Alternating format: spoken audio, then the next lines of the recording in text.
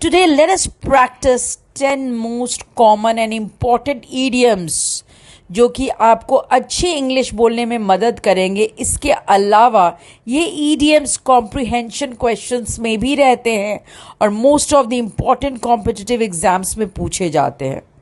सो आज जो हम 10 इंपॉर्टेंट idioms करने वाले हैं, the first one is a blessing in disguise, जिसका हिंदी मीनिंग होता है छुपा हुआ वरदान। सेकेंड है अ पीस ऑफ केक, जिसका हिंदी मीनिंग है बहुत आसान। थर्ड है बीट अराउंड द बुश, जिसका हिंदी मीनिंग होता है घुमा फिरा कर बात करना। फोर्थ ईडियम है कॉट रेड हैंडेड, रंगे हाथों पकड़ा जाना। फिफ्थ है क्राई ओवर स्पिल्ट मिल्क, बीती बात पर पछताना।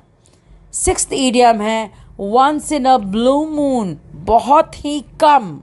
सेवेंथ है टू शेड क्रोकोडाइल टीयर्स, जिसका हिंदी मीनिंग होता है मगरमच्छ के आंसू, यानी कि झूठा दुख प्रकट करना। एट्थ ईडियम है एट द 11th आवर, जिसका मतलब होता है आखिरी समय पर, अंतिम क्षण में। नाइन्थ ईडियम है बाय हुक और बाय क्रुक, जिसका हिंदी मीनिंग होता है किसी भी कीमत पर, चाहे जैसे भी हो।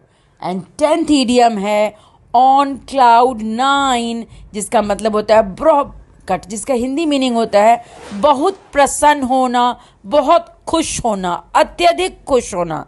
अब इन ईडियम से मैं आपको बताऊंगी कि आप सेंटेंसेस इसको कैसे यूज करोगे या आपके कॉम्प्रिहेंशन या कॉम्पिटिटिव एग्जाम्स में किस टाइप से आएंगे।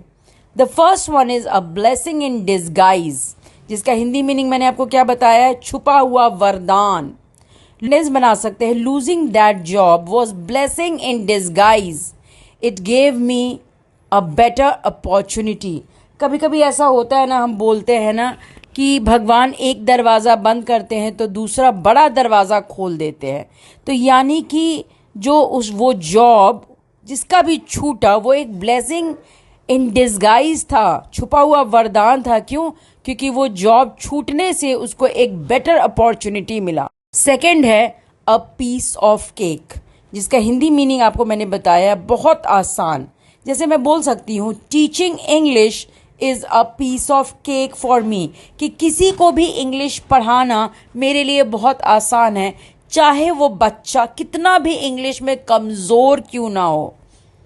थर्ड है बीट अराउंड द बुश, जिसका हिंदी मीनिंग होता है घुमा फिरा कर बात करना, डायरेक्ट बात पर नहीं आना या डायरेक्ट टॉपिक पर नहीं आना। Don't beat around the bush, tell me the truth, यानी इधर उधर की बातें मत करो, घुमा फिरा कर मत बातें करो, मेरे को जल्दी से सच बताओ। फोर्थ ईडियम है कॉट रेड हैंडेड, जिसका हिंदी मीनिंग मैंने आपको बताया था रंगे हाथों पकड़ा जाना। The thief was caught red handed stealing the money, यानी चोर जब पैसा चुरा रहा था तो वो रंगे हाथों पकड़ा गया। फिफ्थ ईडियम था क्राई ओवर स्पिल्ट मिल्क, जिसका मीनिंग मैंने आपको बताया था हिंदी मीनिंग बीती बात पर पछताना। When he failed in his board exams, I told him not to cry over spilt milk and work hard for the next exam. Sixth idiom है once in a blue moon, जिसका मतलब होता है बहुत कम। इससे हम सेंटेंस कैसे बना सकते हैं, I go to my village, which is my hometown, once in a blue moon, यानी मैं अपने होम टाउन बहुत कम जाती हूँ, रेयरली जाती हूँ। सेवेंथ ईडियम है टू शेड क्रोकोडाइल टीयर्स, जिसका हिंदी मीनिंग मैंने आपको बताया है मगरमच्छ के आंसू, झूठा दुख प्रकट करना। He shed crocodile tears in front of the जज टू सेव हिमसेल्फ, मतलब ही यानी कि हम लोग थीफ को बोल रहे हैं।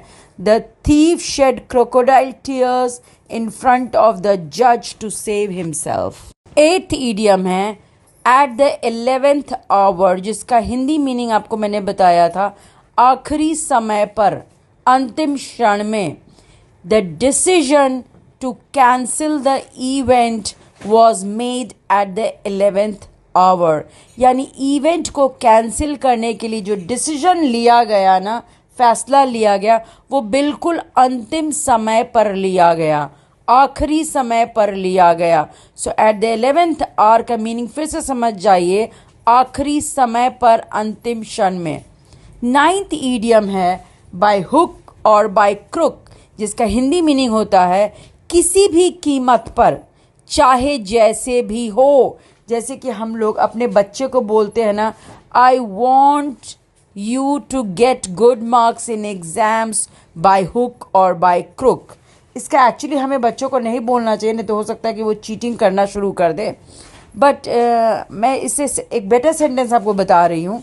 She wants to win the competition by hook और बाय क्रुक, यानी वो कंपटीशन जीतना चाहती है किसी भी कीमत पर, चाहे जैसे भी हो। 10th ईडियम है ऑन क्लाउड 9, जिसका मतलब मैंने आपको हिंदी मीनिंग बताया था, बहुत प्रसन्न होना, अत्यधिक खुश होना। So when she got the job offer she was on cloud 9, यानी जब उसको जॉब का ऑफर मिला तो वो अत्यधिक खुश हो गई। Thank you.